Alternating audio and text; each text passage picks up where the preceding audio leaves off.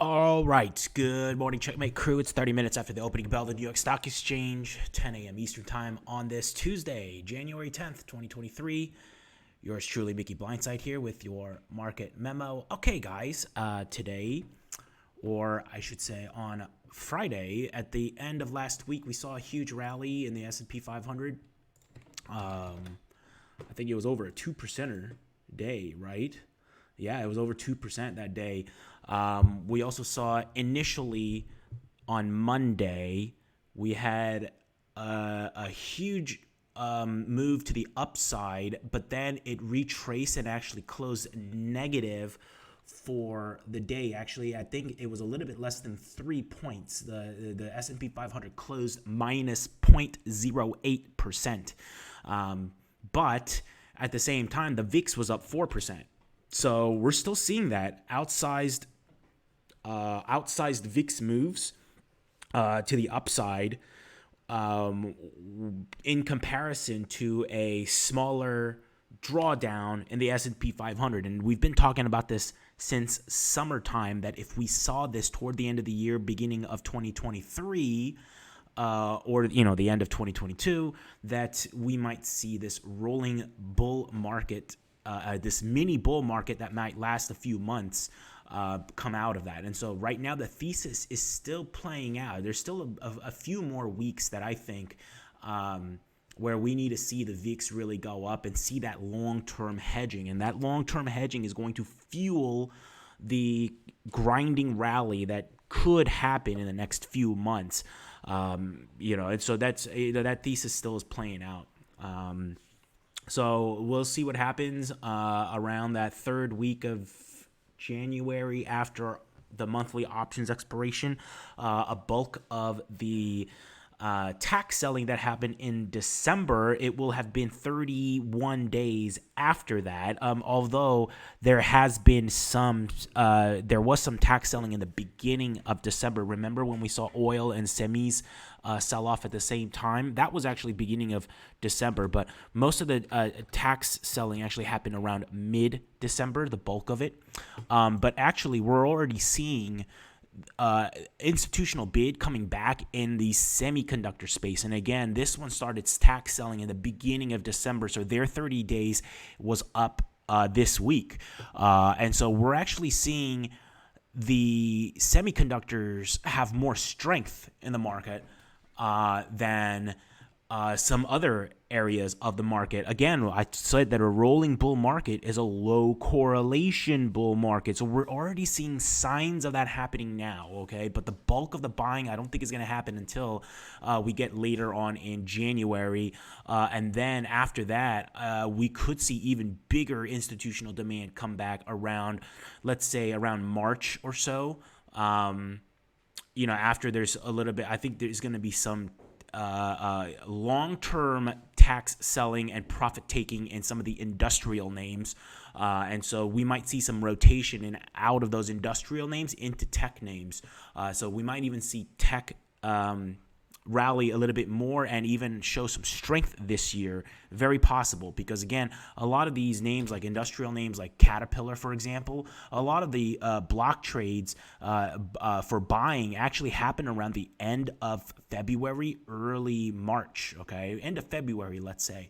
So for institutional investors who want to take profit, it makes sense for them to wait until after a year when they purchase this, so that they can be taxed at the lower capital gains tax rate rather than income tax rate, okay? And that's like a 30-40% difference. And so, if your rate of return benchmark, is 30-40% higher, of course, your bonus is going to be higher. And so for fund managers, really, it's all about keeping your job and maxing out your bonus. And so they are incentivized to hold on to that position at least for a year, so that they can get taxed at the lower tax rate. So I don't think we're going to see selling in some of these industrial names until after the 1 year mark happens. And then lo and behold, at the end of February, early March, watch, some of these industrial names are probably going to sell off. And if it happens, I think, and also too, at the same time, the 10-year treasury rate, the TNX, if that 10-year treasury yield also comes down at the same time, that money that got sold, those proceeds from those sales of those industrial stocks are going to need to find a home. Well, if interest rates are coming down and people are seeing that there is an uptrend in the market, well, what do you think they're going to put it in? Okay, they're probably going to go with growth. So we might see them putting some money into QQQ or QQQ stocks and tech stocks, semis. Already we're seeing buying happening in the semis. So I am willing to, at this point, if we see a big enough dip, I'm willing to buy the dip on the QQQ and actually IWM as well. IWM is super strong as an index right now. And so, if the IWM or the QQQ pulls back, I'm buying the dip, okay?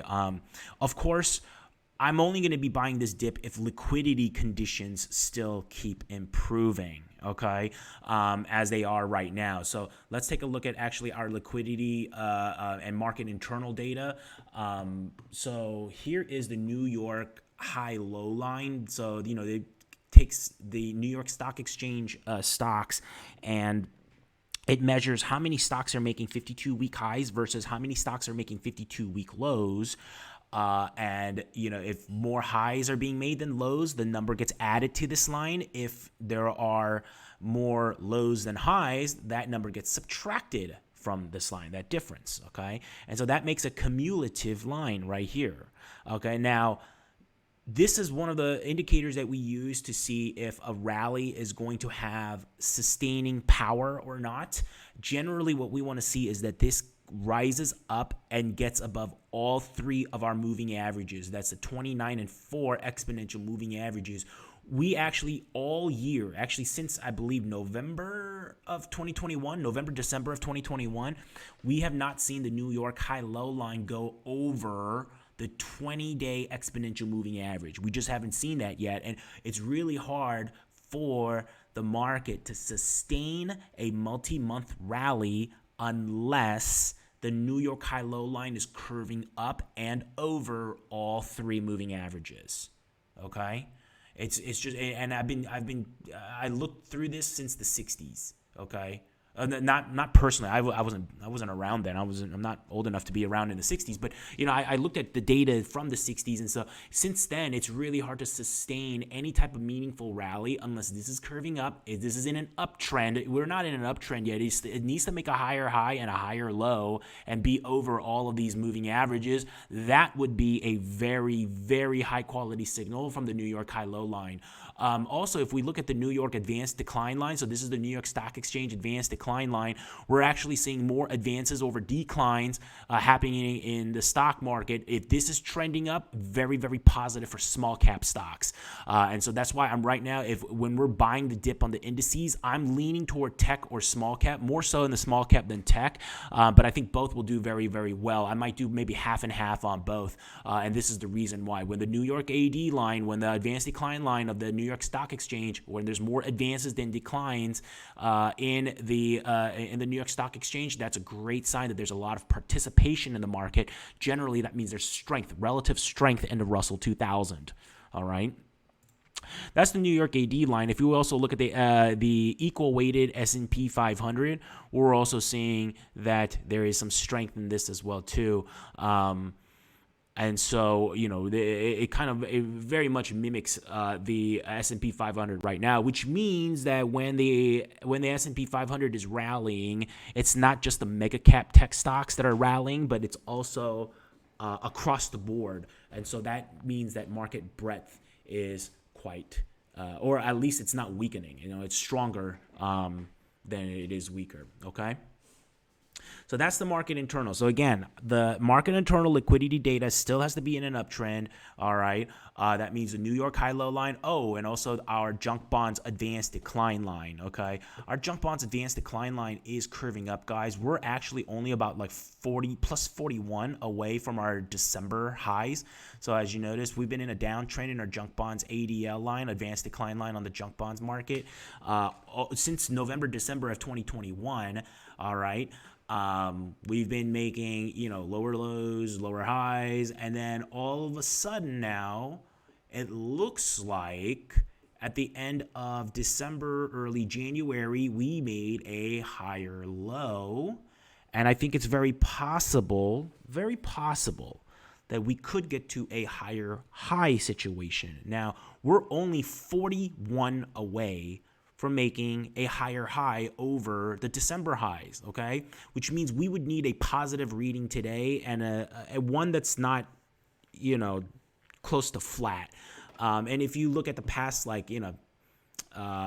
past 10 to 20 days, the average has been around 300 or so, plus minus 300. Okay, so the junk bonds ADL line moves up and down 300, or on average, up and down about 300 a day.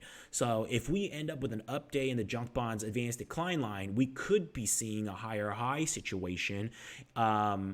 So that makes things very interesting. Okay, that would imply that there is some liquidity entering into the junk bonds market, and generally it trickles. Once the junk bonds market starts getting a bid, you start seeing the stock market getting a bid too, because the junk bonds is the junkiest part of the bond market, and the bond market is way bigger. I mean, it's like a huge freight cargo ship versus a tugboat, okay? The stock market is more like a little tugboat. It's like the little brother, and the bond market is like this huge tanker / bigger brother, and little brother always follows big brother. Generally, that is the case. Not always, but generally that is the case. If there is a disagreement between the two markets, the bond market usually wins, okay? So we're not seeing any disagreements between the two markets, but we are seeing the junk bonds advanced decline line improving. Now, if our liquidity data keeps improving, junk bonds ADL keeps going up, makes that higher high, higher low, it makes an uptrend. Also, New York high low line also makes an uptrend. Then on the next major pullback, I'm going to start buying the indices, okay? That would be a buying signal. And I'd be buying at this area right here, about 171.50, let's say between 170.50 and 171.50 on IWM, and then on QQQ, I'm looking for a pullback to around that 267, 266 zone. And again, as we see that liquidity data improving, if we see a pullback, boom, I'm going to be buying, okay? I'm going to be using options, most likely some LEAPs. 1 to 2 years out. It depends on the implied volatility at the time of that pullback, but I'm going to be buying some in-the-money leaps. I might even buy some in-the-money leaps and some out-the-money leaps, just so I can also get a little bit of extra boost if we start seeing a faster rally than what I suspect. So I might do mostly an in-the-money leaps, but then a few out-the-money leaps as lottos. I might be doing that, okay? But I'll solidify my plan as we get closer and closer to that, okay? We still got a lot of things coming up. By the way, guys, we got, this coming, This coming Thursday, we got the US CPI coming out. There is an expectation that inflation will come out lower than expected. What a surprise, right? I mean, you guys know this, but here at Checkmate Trading, we've been expecting that since the summer. We called it in the summer that in November, December area, we were going to see a possibility of a lower than expected print, and now everybody is expecting that. So go figure, right? We stay ahead of the curve, but there is a chance that we're going to see a lower CPI print, but I think it's already pretty much baked in. What the market's reaction will be, I have no idea. It could be buy the rumor, sell the news kind of an event where even though the inflation comes out lower than expected, the market sells off because that expectation was already baked in. We just don't know that, okay? And so, you never know what's going to happen, but right now TIP, TLT is in that range, that when it topped off right here back in, when it did this, we said that, most likely in 6 to 7 months, we'll probably see CPI drop off. Remember guys, this is when the inflation protected treasuries it was the last auction where it was over 9%, and they got a huge retail bid for about a month before that subscription deadline. And so we saw this. I think this is more of an anomaly, but I think we're going to mostly stay in this box until planting season, and then we might see commodity prices go up, and then we might see this inflation indicator go up. And again, this is our inflation protected Treasury ETF divided by long-term Treasury ETF. All right, and so when it's trending up, it means that the bond market is looking toward a higher inflationary period ahead, where if it's trending down, it means that the bond market is anticipating a disinflationary period ahead. Okay, so I do think we're going to resume the uptrend at some point, probably later this year. Of course, I think it's going to be very dependent on when this commodity cycle starts again, and I think that's going to happen in around planting season. Not trying to predict the future, I'm just trying to anticipate 5 or 6 moves ahead what could be. Okay. So anyway, Thursday we got that, and the US CPI probably coming out lower than expected. Friday also kickstarts the earnings season for Q4 2022. Q4 2022 earnings start getting released. Always the big banks started off. JP Morgan, Citibank, these big banks, they're the ones that set off the earnings season. Usually right before earnings seasons, we see XLF, which is the banking ETF. We see XLF go up. I have no idea if it has not. Oh, yeah, it did. Look at that. Yeah, usually about a week or two beforehand, we start seeing a rally in XLF. It happens about 70 to 80% of the time. I don't know why it does, but it just does, okay?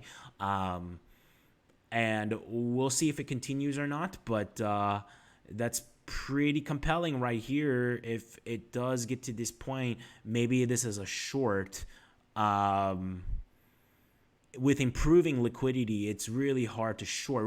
You don't really get as much meat out of it on shorts when liquidity data, internal data is improving. But it looks pretty compelling, though. I might just stay out of this, to be honest. So that's XLF. So again, earnings season is going to start. We might see earnings revisions for 2023. If earnings revisions do change, let's say it gets higher, okay? If earnings get revised higher, and at the same time the 10-year Treasury yield drops, we could see the stock market rallying. From that, we could see a big risk on sentiment, especially in tech. Okay, especially in tech. We're not there yet. The earnings estimates for 2023 probably won't be revised for another 2 to 4 weeks until some of these big tech names report earnings. Tech names are slated to report earnings later this month. Usually it's the financials first, and then about 2 weeks after that, that's when the bulk of the tech stocks will report earnings.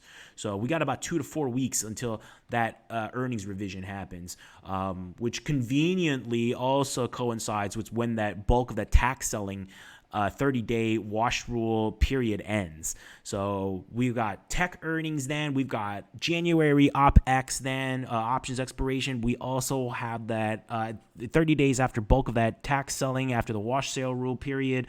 So a lot of things are coinciding on that week, that third, fourth week of January. A lot of things are going to happen, and I think it's going to be a pretty explosive period. This quarter is we're going to probably see some really big moves this quarter.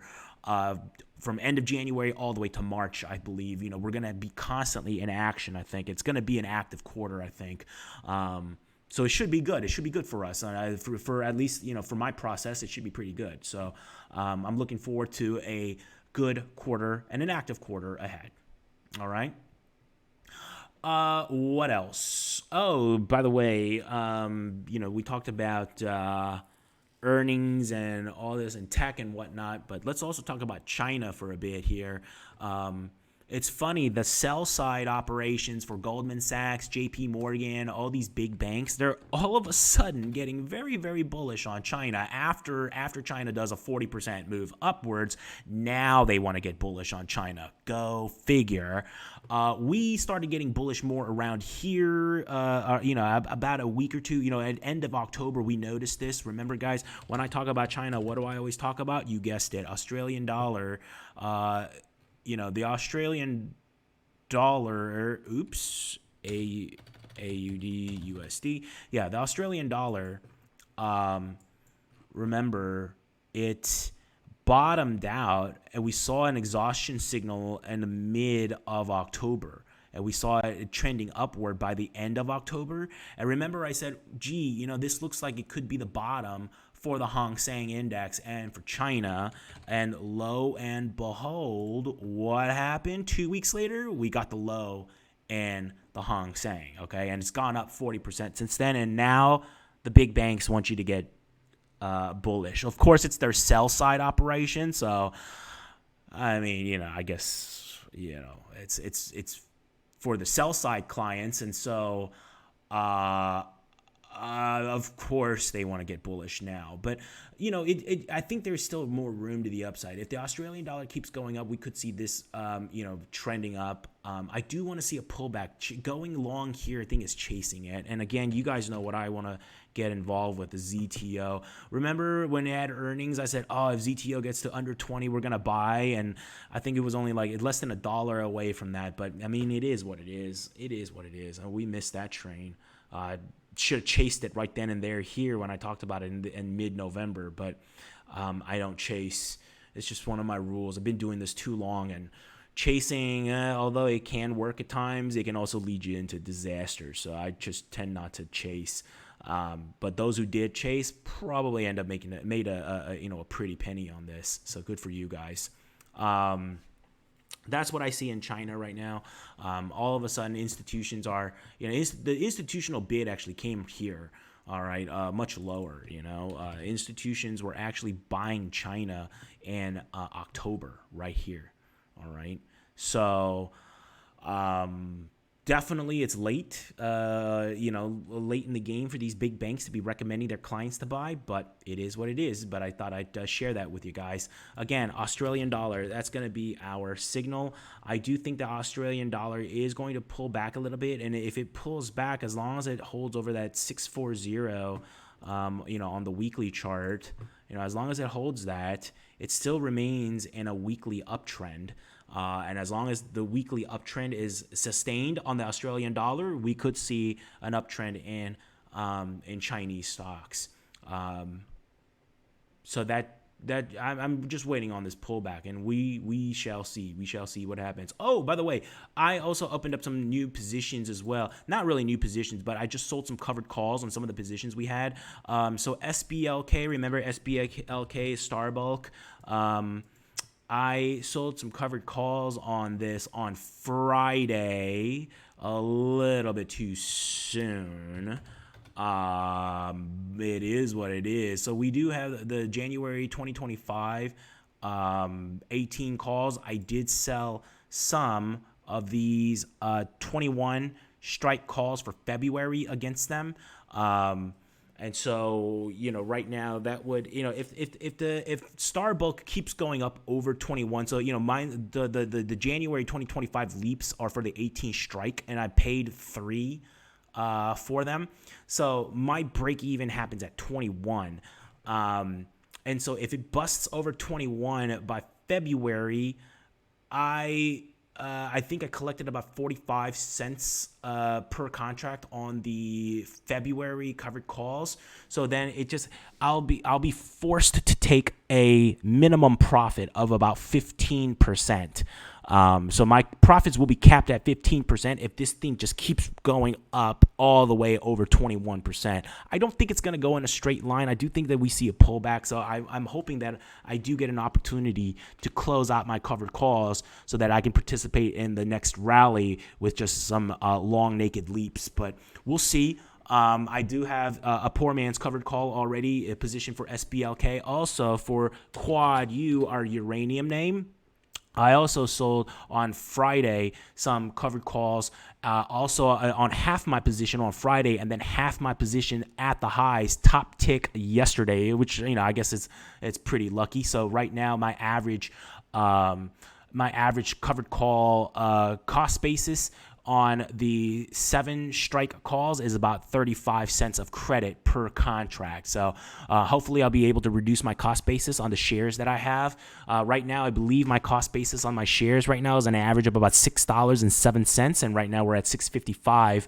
So we're in a little bit of a profit. Hopefully I'll be able to get a bulk of that 35-cent covered call premium. If I can close it out at around 15 cents, that will mean that I netted about 20 cents of credit. That brings my cost basis basis down to about 587, and then we can wait for the next pop to sell covered calls and just keep bringing that cost basis down. My goal is to make the cost basis on all of my long-term leaps and also my shares as close to free as possible. That's my favorite four-letter F word, free. Okay, so it's always good to have free positions. All right, so that's some of the new positions. So, I just want to show you guys this because I don't hide anything from any of you guys. I post all my trades live on the Discord. So if you go to our video description link below, you can click our Discord invitation link. There's no paywalls. There's no fees. And I give you guys all my trades and alerts all in real time. You get to see my wins and my losses. I actually show everything. Unlike most of the people out there, I do show my losses, and I do try to teach you guys lessons based on my mistakes so that you guys can learn as well too. And it also helps me too. It also helps me to analyze, and be really strict on myself on my own mistakes. And that's how we grow as traders. So I do thank you guys for joining me. It does help me as well too with my own discipline. So that's Quad U. That's the new positions. That's the new covered calls that we wrote.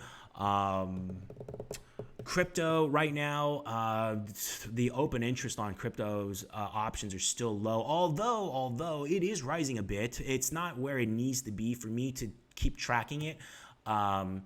It's not where it needs to be for me to track it to see where I think price could get pushed or pulled by the options market. However, I will note this.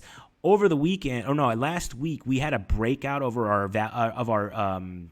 our zone of interest here. This is the last time where we went long, and this is where we managed risk. Unfortunately, we got stopped out at break even when that whole FTX fiasco broke out. But now it looks like it broke out of that level, back tested it, and now it's running away from us. So look at that, guys. It looks like crypto's coming back. I'd like to see what actually happens in this uptrend line. And this uptrend line is something that I calculated from back in 2020. Okay, it's anchored to the trend line for 2020 to 2021. From the 2020 COVID lows, it's the uptrend all the way up to 2021.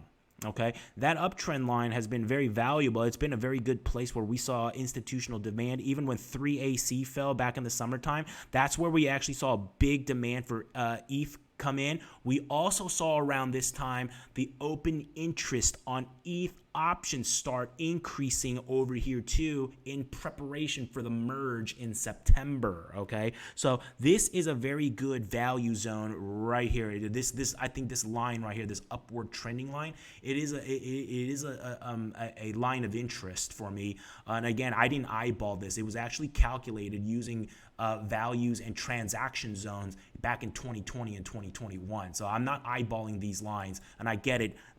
Diagonal lines on a chart. It's kind of cringy, but I think if you are able to anchor those lines on certain transaction zones, you can get a pretty good trend line out of that. And I do use it very sparingly. I have very strict rules when it comes to diagonal lines, but I think this would be very interesting if it goes up to here and then from here it slows down and retests this again. That would be very interesting. Now, if that happens, okay, if it happens where this touches this line right here and we fall from there, and if we retest this 1241.46, I would be willing to go long again on ETH at 1241.46. But again, the progression would have to be a higher high. So it would have to touch this green line. If it touches this green line or goes a little bit above that, that would create that higher high. It would create a higher high and a higher low. And right on that first touch of that 1241.46, that's when I would go long. Now, we would set our stop probably around here, around that one, a little bit under, let's say, 1175. Under 1175, that would create a lower low. Would that create a lower low? Hold on. Let me see. Yes, under 1180, actually, it would create a lower low on the weekly chart. So that is where we can set our stop. And so that creates a situation where we're only on the hook for about 5%, but the upside is way more. It puts the reward to risk in our favor. So I'm willing to do that, okay? I'm willing to go and do that and risk 5% on that, because the gains could be quite good, and the reward to risk makes a lot of sense. So again, it needs to touch this line right here, creates a higher high, boom, comes back down, hits 1241.46. It bottoms out at 1241.46. That's when I'll go long, and then we manage risk under 1175 would be my stop, and then we let it ride, okay? And then we just keep bringing up that stop, as the market, as if this gets into an uptrend, we just keep raising that stop.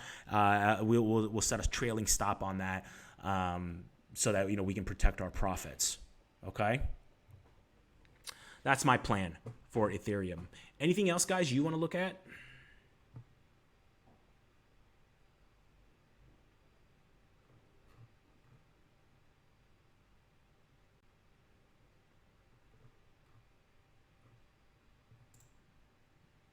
Going once, going twice.